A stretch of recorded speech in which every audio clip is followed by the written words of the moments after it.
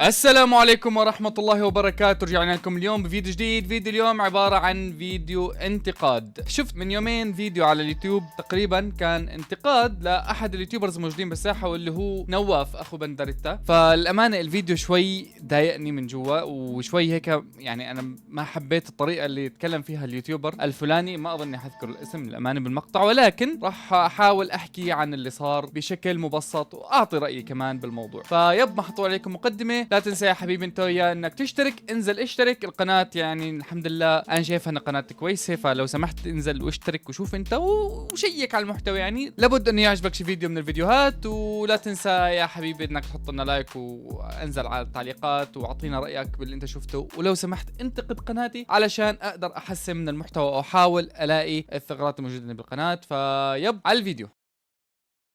قبل ما نحكي اي شيء خلينا نشوف جزء من المقطع بعدها بنحكي. طيب بسم الله. راح ألعب اللعبة الذي لطالما انتظرتموها، ولكن كلكم تكتبون لي بندر ألعب مع أخوك. أخوي موجود. بسم الله بدي اتفرج فيديو عرف عن نفسك. طبعا نسيت ما أقول لكم هذا أخوي نواف. محمد هذا ابن خالتي مو أخويا.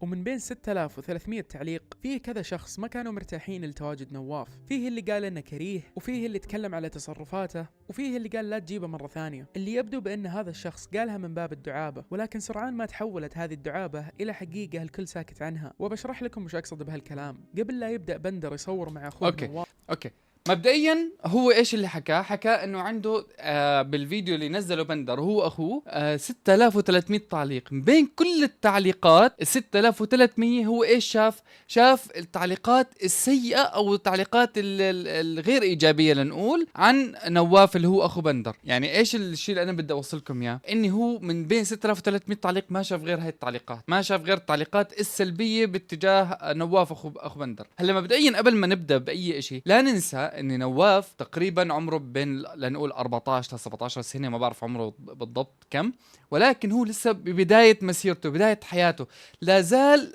يبدأ الآن بتعلم الحياة الاجتماعية. ما بينفع انك تتكلم معاه بهالطريقة، انك تبدأ تنتقد انتقاد حاد. طبعا باقي الفيديو راح تشوف كيف لسه انتقاده جدا جدا جدا قوي وحاد، يعني جارح ممكن يكون في بعض الأحيان للشخص نفسه. أنا متأكد إنه نواف أصلا انجرح من الكلام 100%. يعني إذا نواف بيشوف الفيديو لا ينجرح بالضبط من هذا الكلام، لأنه هو يعني شدها بالكلام. بس تعال هون نشوف مثلا التعليقات. يا أخي نواف شكله يضحك كأنه أحد مصاب، يعني هون مثلا أخذ نواف كأنه كاركتر مضحك بالمقطع. ما هو مثلا شايف التعليق، ما هو إنه شايف وجود نواف مثلا سيء على سبيل المثال، روح جيب اندومي. شوف تعليقات متفرقة على المقطع، بس هو نازل وباحث لحتى لقى تعليقات سلبية. ليش؟ ما ادري. المؤثر اول ما يطلع اخوك يضحك، الناس ما هم كرهانين لنواف، والناس ما هم عم شايفين نواف انه هو ما لازم يكون موجود. ترى يعني التعليقات اللي هو حكى عليها انا ماني ملاقيها. رح نقعد ندور، واظن نقعد ندور سنة يمكن نلاقي بعض التعليقات اللي هو حكى عليها، وجدا قليل. بين 6300 تعليق هو عرض لك 3 تعليقات بس. ظلم ظلم.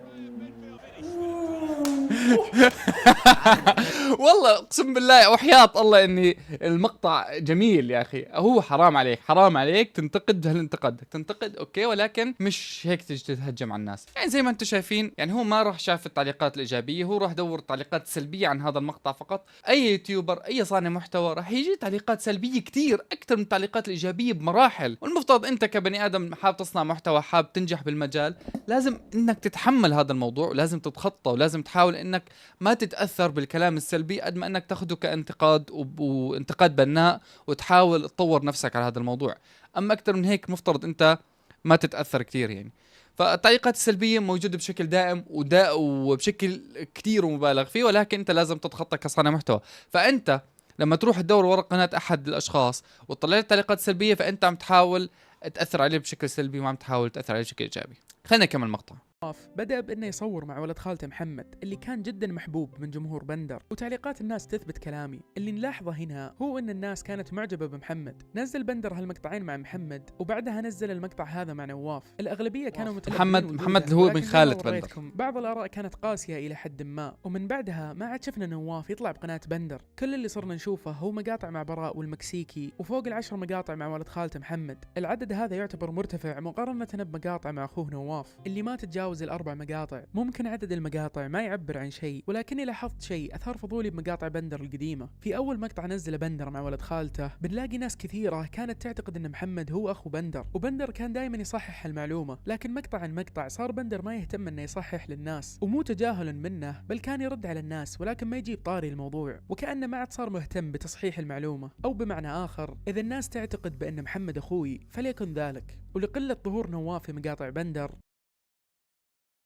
طبعا هون انا بحب ارد عليك بشغله بسيطه، اني انت زي ما انت قلت اني بندر كانت تجي تعليقات كتير، الناس تفكر انه محمد اخوه لبندر مش من خالته، فهو بالاخير قرر انه يخلي محمد اخوه يحكي هيك للناس. انت كبني ادم على سبيل المثال جبت معك هذا الشيء، هاي الدميه، حلو، والناس تقول لك خلي الريموت شغال معك دايما بالمقطع، فانت ترجع تجاوب للناس تصحح لهم اني والله هذا مش ريموت، هاي لعبه دميه. يجي واحد تاني يقول لك خلي الريموت، ترجع عنده تصلح له هذه دميه، يرجع واحد ثالث، اخر شيء انت بتمل، انت كبني ادم بتمل، فطبيعي تبطل جاوب. خلاص انت حكيت مره ومرتين وثلاثه بالمقاطع بندر حاكي محمد بن خالتي والكلام هذا كله، ولكن الناس خلاص بالها خلاص علقت، انت ما عاد فيك صح اكثر من هيك، خلاص انت حتمل. ما انه فليكن ذلك، هو مل ترك الموضوع بس مش اكتر.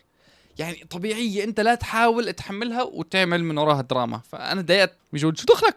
الناس صارت تفضل محمد على نواف، وتعليقات الناس ما كانت ترحم. مع مرور السنوات وصلنا لأواخر سنة 2020، السنة اللي أنشئت فيها قناة نواف، وهذا كان أول مقطع له في قناته. السلام عليكم ورحمة الله وبركاته، معاكم نواف. هذا أول مقطع لي في اليوتيوب، راح ألعب فيه فورتنايت. قناتي راح تكون عبارة عن ألعاب عشوائي، أي لعبة كانت تعجبني أصورها أنزلها لكم.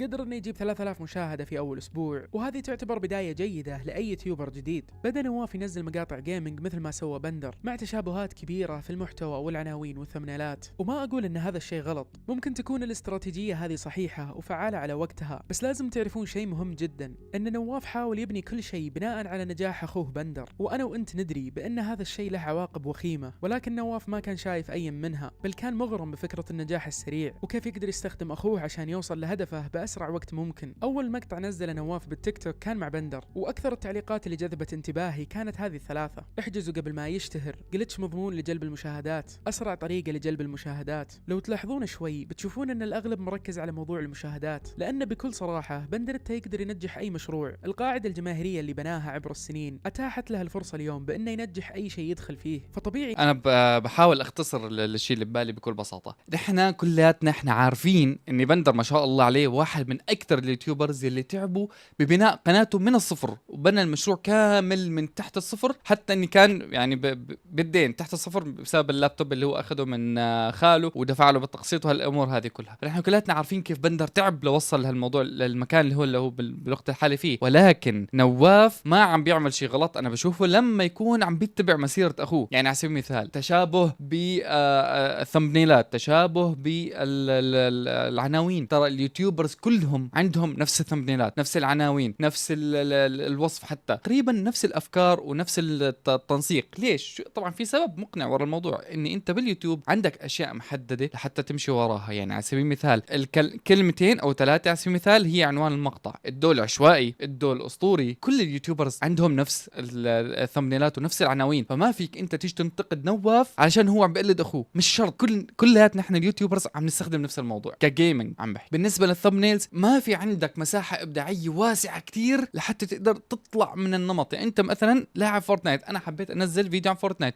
صورت طلع من مقطع حبيت اسميه الدول عشوائي، الدول اسطوري. يعني هلا اذا انت بتروح على اليوتيوب بتحط كلمه الدول اسطوري فورتنايت راح يطلع لك مليون يعني حرفيا. فانت ما فيك تنتقده على هذا الموضوع. هو انه يتبع مسيره اخوه ما هو شيء غلط، بالعكس اخوه بني ادم ممكن تتخذه قدوه لك باليوتيوب حتى تقدر انت تبني قاعده جماهيريه زي ما هو عمل. تحاول انت تمشي على خطواته، طبيعي الموضوع طبيعي جدا، بس علشان انك انت اخذ قدوه، انت اخذ من شخص فكره وعم تحاول تبني عليها قاعده، طبيعي جدا انك شايفه هو بني ادم ناجح بالمجال، فواي نوت. يعني ليش حتى انت ما تتبع خطواته؟ صح، من الممكن ان الزمن يفرق، ومن الممكن اني بعد فتره مثلا بعد سنتين ثلاثه اربعه مقطع فيديو نفسه ما يعمل نفس التاثير او ما يكون له نفس التاثير، ولكن من الممكن انه يكون له تاثير برضه. اي شيء من هذا الموضوع من الممكن انه يفيد معك، وخاصه انت في مجال اليوتيوب ما فيك تقول اني الشيء اللي انت عم تعمله، غلط انك تقلد اخوك. وطبعا ما ننسى انهم اخوات كمان. خلينا نكمل. طبيعي ان نواف يستفيد من شهرة اخوه، ولكن اللي ما هو طبيعي هو انه يتغذى على شهرته بدون لا يحاول يتميز باسلوبه يتغذى على شهرته؟ يا رجل ليش عم تحكي عليه كأنه هو عم بيستغل اخوه استغلال؟ ليه؟ اخوات هم ترى والله. وشخصيته. وهذه الفكرة كانت قاعدة ترسخ في عقول. هون حاطط لك تعليق: نسخة من بندرتا، تقليد بإتقان، وهذا غلط كبير يا صاحبي لأنك ما راح تتطور. حبرد عليك بشكل بسيط جدا بسيط. أنت وأخوك، أنت إذا عندك أخ،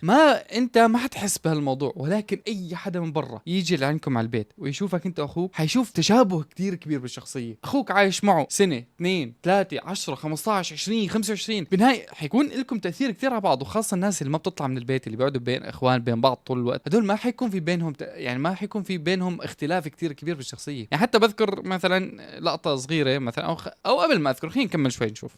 من كثرة محاولاته في انه يقلد بندر صارت التعليقات تتمحور حوله. صوته مثل بندرتا، يتكلم زي بندرتا مثل ما كان بندرتا، والموضوع ما ينتهي هنا. حتى لما وصل لل100,000 البعض كان صريح وقالها بالحرف الواحد: عشانك اخوه، ولا كان ما وصلت 100,000. طب هذا البني آدم اللي حاط هالتعليق علشانك أخوه ولا كان ما وصلت 100,000، أتمنى تعرف ذا الشيء. بما أنك أنت شايفه إنه هو ما بيستاهل، ليش خاش عنده؟ ليش فايت عنده؟ أنت شايف إنه هو ما بيستاهل يوصل 100,000، إيش بدك فيه؟ ليش لا تحط له هالتعليق على سبيل المثال؟ يعني أنت فايت بس تعليق سلبي، وهذا الشخص اليوتيوبر راح اخذ التعليق السلبي هذا وحاكي عنه. طيب انت كبني ادم عم تحاول تنتقد، هل انتقادك انتقاد بناء؟ هل الشيء اللي انت عم تحاول انك تنصح نواف مثلا انه يبعدنا في طريقه تانية لحتى تنصح، ولا؟ وبالنسبه انه صوته نفس صوت اخوه، طيب ما طبيعي نفس الجينات، اخوه بالنهايه يعني طريقته نفس طبيعي، ساكن معه مدري كم سنه، 17 18 سنه، طبيعي يكون نفس الشخصيه. خليني اكمل. اتمنى تعرف ذا الشيء. وفعلا مقاطعه مع بندر كانت الاكثر مشاهده سواء في قناته او في قناه بندر، وفي ناس كانت تحاول تنصحه من البدايه. نصيحتي لك يا نواف انك ما تكثر مقاطع مع اخوك بندرتا، ولو تقدر لا تصور معاه تماما عشان ما يتابعونك الناس لاجله، وبعدها لما تنزل مقاطع لحالك تنصدم بان ما حد يتابعها ولا حد يدعمها. فحاول انك تبني شخصيتك لوحدك عشان يصير اي شيء تسويه يحبونه الناس، وما تصير متعلق بشيء معين. الشخص هذا كان طيب هذا الشخص كانت نصيحته جميله جدا وبمحلها، وجدا جدا يعني متطلع الشاب ما شاء الله، وعنده بصيره لقدام، يعني قادر يشوف لقدام شويتين. فالشيء اللي عمله الشاب ما اظن هو شيء غلط، ولكن شوف الانتقاد البناء، شوف الانتقاد الذي يهدف للتطوير، ما هو انتقاد هادم، ما هو انتقاد جارح. ايش بيقول لك؟ نصيحتي لك يا نواف انك ما تكثر مقاطع مع بندرتا. نصح بينه وبين نواف، ما طلع على العلن، نصح مثل ما انا عم بعمل معاك هلا يا. فالشاب اللي حكى اعطى نقد بناء وحطه بكومنت فقط، يعني هو من محبينه ومن متابعينه. هذا بدل على هذا الموضوع فقط مش اكثر. كانت عنده نظرة بعيدة وخصوصا بهذه الجزئية، لأن أغلب تعليقات مقاطعه صارت متعلقة ببندرتا. سواء راح على أحد الفيديوهات وشاف ما كيف مجمع التعليقات، أتمنى كنت نطلع لكم بالصورة، بقول لك قلد بندرتا، ليش قلد بندرتا، ليش قلد بندرتا، ليش قلد بندر، والله إنه قلد بندر، وهكذا. حلو. برضو نرجع لنفس موضوع الشخصية المتعلقة بين الإخوات، طبيعي جدا جدا شخصيته نفس شخصية بندرتا، طبيعي إخوات. سواء كانت إيجابية أو سلبية، هذا الشيء بدأ يضايقه بشكل كبير.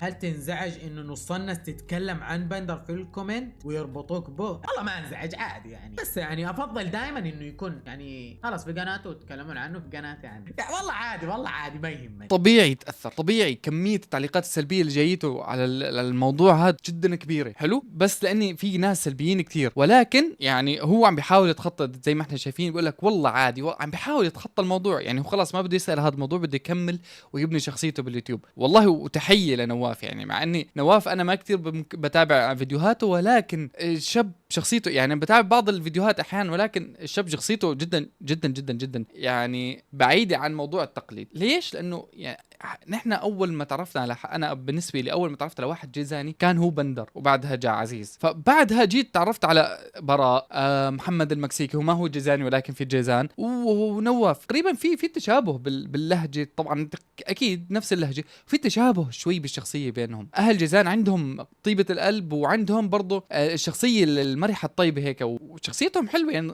نقيه بيور تحسها، مدري كيف. وفي ناس يتصورون معك في الشارع لما يشوفوك، في ناس يتصورون معك، بس انا اتصور مع مين صراحه. عشان اقول لكم في ناس يجون يقول لي انت نواف اللي في اليوتيوب، اقول له يب، يقول لي عادي اتصور معك عادي كذا فانا تمام. في ناس يقولوا لي انت اخو بندر انت، انا ما يعجبني واحد تلقاني في الشارع يقول لي انت نواف اللي في اليوتيوب عادي كذا تمام. هل تقدر تلومه؟ ما اظن، ولكن لكل فعل ردة فعل. وخذوا هذا المقطع على سبيل المثال. نزل نواف هذا المقطع بعنوان إيش؟ قصة كنت راح أموت مرتين. حكى فيه قصة قديمة قد صارت له، وعشان توصلكم الفكرة شوفوا الناس وش كاتبه هنا. تخسي تصير زي اخوك، ايش فيك عليه؟ هو يحاول يصنع محتوى ويصير عنده مليون مشترك، لان حتى القصة تشبه قصة قالها بندر، حتى الاسلوب اوف يا تصعيد الموضوع وعلى كلم عنه. الفيديو المقصود هنا هو قصة بندريتا اللي نزل قبل 3 أيام من نزول مقطع نواف. نقدر نشوف ان ايوه هلا هو حكى عنه، بيقول لك اني مقطع بندر نزل قبل فيديو نواف ب3 ايام. يعني انا عندي سؤال، اذا الشخص مثلا نقول بندر نزل فيديو وحكى قصه انه حيموت بعيد الشر يعني، حلو، كان رح يموت، بعدها ب3 ايام اخوه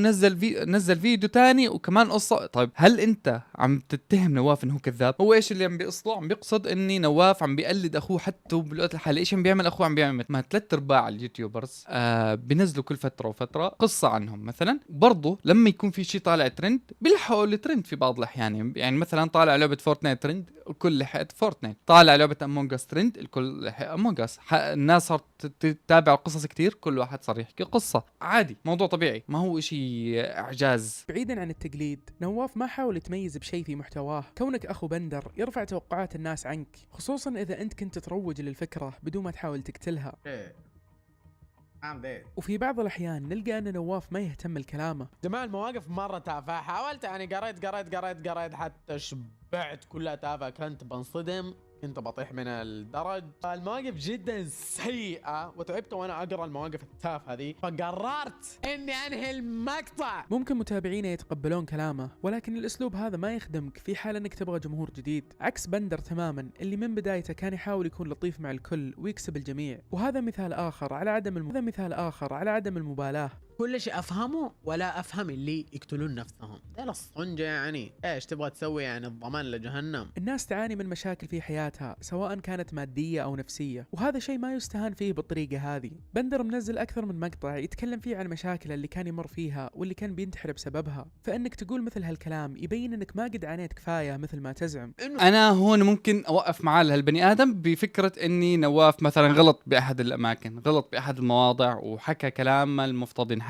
وعمل اشياء ما المفترض تنعمل. على سبيل المثال زي ما حكى عن القصص اليوتيوب المتابعين اللي جو، او كيف الناس، او كيف عم بيتفه بمعاناه بعض الناس. فبقول لك معك هو غلط بهذا الموضوع، ولكن يعني موضوع هذا اذا بدك تنصحه بتنصحه بينك وبينه، تنصحه بالخاص، تنصحه بتعليق. النصيحه المفترض تكون بينك وبين الشخص اللي انت عم تدي نصيحه، مش على العلن تجرح فيه زي هيك. يعني انا تضايقت عن نواف، يعني انا معك نواف بعد لسه مثلا صغير بالعمر، شخصيته بعدها ما تطورت للناحيه انه يقدر يتفهم الغير ويتفهم باقي الناس هيك بشكل عام وبشكل مباشر وسريع ايش الممكن او ايش ردة الفعل المفترض هو يعطيها. حتى لسه هذا إشي بيحتاج الواحد يتعلم من اشياء اكثر بالحياة الاجتماعية، وبيحتاج خبرة بالحياة اكثر واكثر. فهذا الشيء بيحتاج وقت، وممكن بني ادم يغلط، كل بني ادم بالحياة رح يغلط، ما في حدا صالح ولا في حدا كويس 100%، ما في، كلياتنا حنغلط، فطبيعي انه البني ادم يغلط، فبننصح بس مش إن بنطلع ونجرح. إلى يومنا هذا ونواف يستخدم أخوه في محتواه، بالرغم من وصوله ل 800 ألف مشترك إلا أنه يبغى يوصل 1,000,000 عن طريق بندر. والأمر هذا صار مزعج البندر لدرجة أنه صار يقولها بشكل صريح. بهذا المقطع يا جماعة كالعادة جبت لكم ضيف. حيو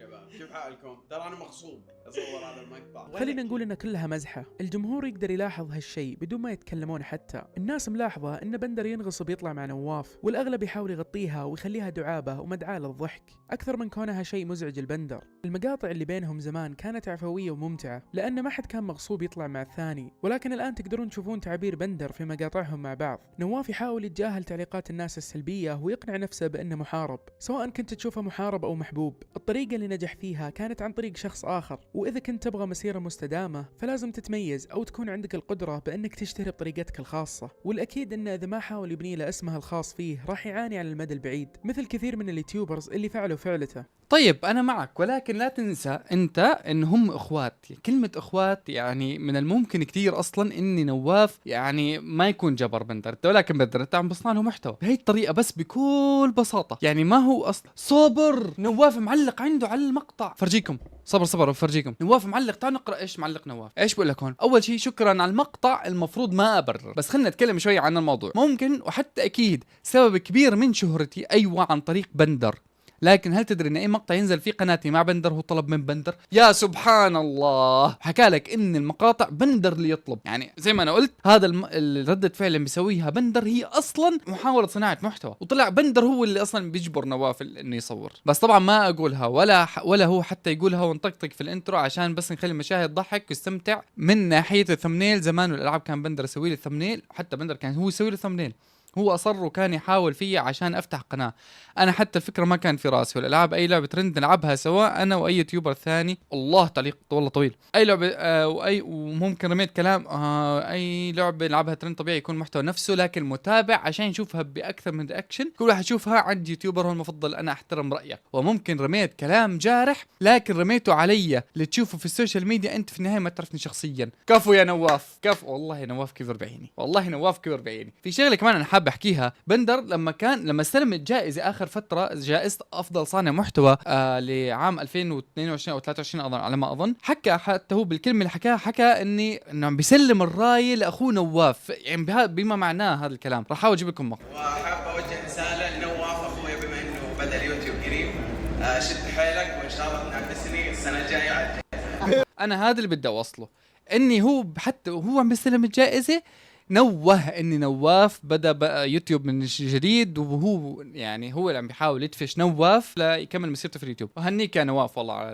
الشيء اللي انت سويته وعلى الكلام اللي انت كتبته. خلاص الموضوع ما دام اخوك اشهر يوتيوب في السعوديه انا راح يقارنوني فيه حتى لو عندي مشترك واحد. شكرا على كل قلت. نهى الموضوع نواف بانه لو ايش ما سوى راح يضل يقارنوه باخوه. فالامانه صح هذا الكلام حيكون صحيح، ولكن الله ييسر لك يا نواف وان شاء الله بتصير من انجح اليوتيوبرز بالساحه. هذا كان ردي للشخص اللي نشر المقطع، وحبيت اطلع هذا الكلام من قلبي يا جماعه الخير. بس حاب بالنهايه احكي لك شغله واحده، لو سمحت لما بدك تنتقد حاول انتقد انتقاد بناء، وحاول انك تنصح ما تحاول انك تجرح. فبس لو سمحت يعني راعي مشاعر الناس وخلك هيك رايق وامورنا طيبه ورايقين. وانا والله اني اعمل لك اشتراك وبتابعك اول باول وبشوف فيديوهاتك. حبيت انصحك النصيحه اعمل الفيديو، فعل وعسى انه يوصلك راي، انه ما في كلام بيني وبينك على الخاص. فيب لازلت اتابعك وحضرني اتابعك لاني بحب محتواك. فشكرا لكل حدا تابع الفيديو لهاي اللقطه، وشكرا لكل حدا اشترك، واحبكم جميعا يا جماعه الخير. ان شاء الله اقدر اوصل 100,000 مشترك قبل نهايه السنه. فيب نراكم ان شاء الله في الحلقه القادمه. بيس.